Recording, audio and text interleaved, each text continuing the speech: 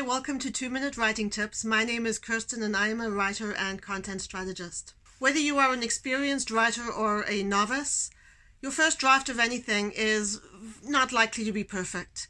There is going to be the odd spelling mistake or the missed punctuation mark or maybe the extra space somewhere. There may be the occasional run-on sentence or a word that's repeated too often in the same paragraph. Little things like that happen.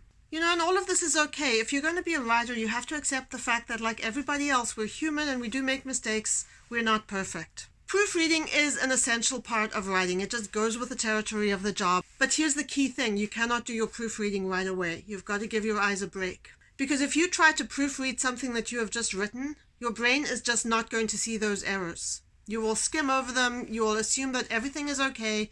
And then you're at risk of turning in something to a client that's not as good as you would like it to be.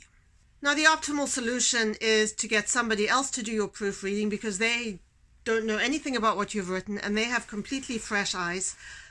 But that is not feasible for most of us. As freelance writers, we tend to kind of operate on our own and we don't have staffs of people around us who can help us with that kind of thing.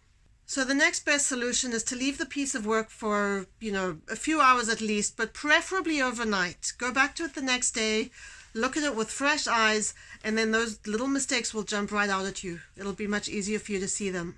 So ultimately, giving yourself a break, giving your brain a break, giving your eyes a break will help you create content that is as good as you want it to be.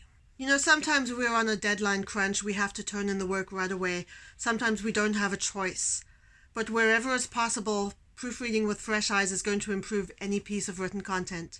That's it for today. Check in tomorrow for our first weekly writing challenge.